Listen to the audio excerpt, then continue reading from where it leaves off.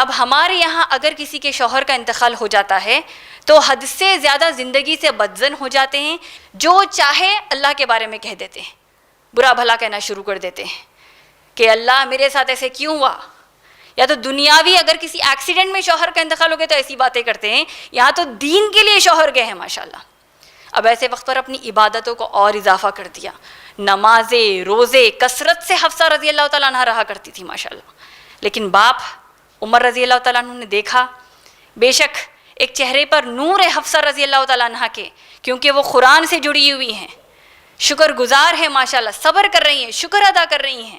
لیکن ساتھ میں ایک شوہر کا جو اکیلا پن ہوتا ہے، شوہر نہ رہنے کا جو اکیلا پن ہے، وہ کمی بھی ان کے چہرے سے جھلکنے لگی۔ صحیح بخاری اب آپ پڑھتے ہیں جلد نمبر 7 حدیث نمبر 5122 میں آتا ہے، بخاری والیوم نمبر 7 حدیث نمبر 5122۔ عمر رضی اللہ تعالیٰ عنہ اپنی بچی کو اس اکیلے پن میں دیکھا، حفصہ رضی اللہ تعالیٰ عنہ کو، اور وہ گئے عثمان رضی اللہ تعالیٰ عنہ کے پاس۔ اور عثمان رضی اللہ تعالیٰ عنہ جو تیسرے خلفائے راشدین میں سے تیسرے خلیفہ ماشاءاللہ، عثمان رضی اللہ تعالیٰ عنہ کا جو نکاح رقیہ رضی اللہ تعالیٰ عنہ سے ہوا تھا، نبی کریم صلی اللہ علیہ وسلم کی بیٹی سے ہوا تھا، ان کا رقیہ رضی اللہ تعالیٰ عنہ کا بھی انتقال ہو چکا تھا، تو اس نیت سے کہ دونوں کا اکیلا پن انشاءاللہ دور ہو جائے گا، نکاح کے لیے میں بات کرتا ہوں۔ عمر رضی اللہ تعالیٰ عنہ گئے اور اپنی بیٹی کے رشتے کی پیشکش کی۔ عثمان رضی اللہ تعالیٰ عنہ نے کہا کہ مجھے تھوڑا وقت دیجئے۔ ایک وقت گزرا، پھر سے پوچھا عثمان رضی اللہ تعالیٰ عنہ کو، تو کہا کہ میں فی الوقت نکاح کرنے کے موقف میں نہیں ہوں، میں ابھی نکاح نہیں کرنا چاہتا۔ تو وہ تھوڑے سے ناراض ہو گئے عمر رضی اللہ تعالیٰ عنہ، حدیث کے الفاظ ہیں۔ واپس آتے ہیں اب ابو بکر صدیق رضی اللہ تعالیٰ عنہ کے پاس ہے۔ اب آپ سوچئے ہم آج کے دور میں ہم آؤٹ ڈیٹڈ ہیں،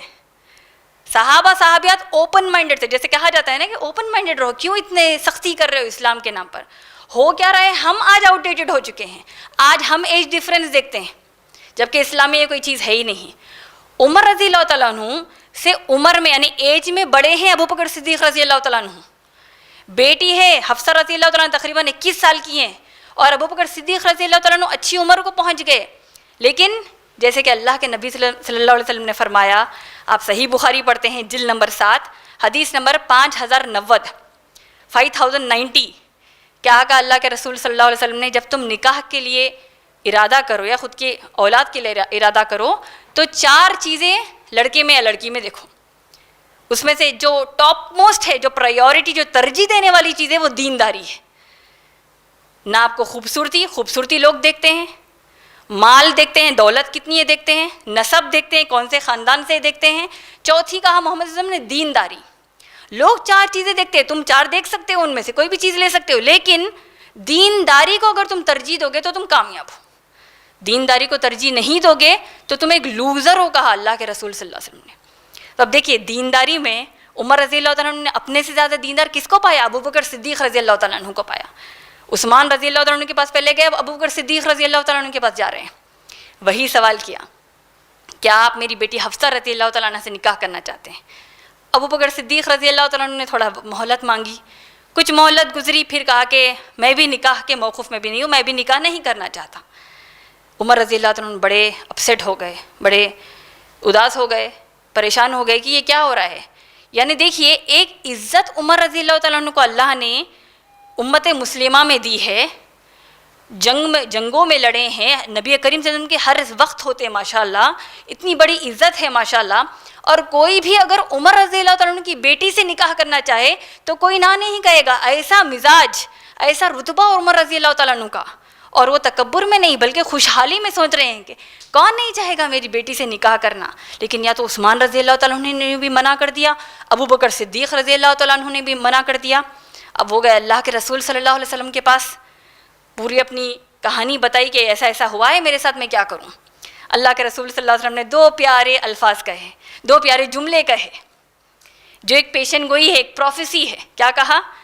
فکر مت کرو اے عمر رضی اللہ تعالیٰ عنہ، عثمان کو حفصہ سے اچھی لڑکی سے نکاح ہوگا رضی اللہ تعالیٰ عنہ، اور حفصہ کو عثمان سے اچھا شوہر ملے گا رضی اللہ تعالیٰ عنہ۔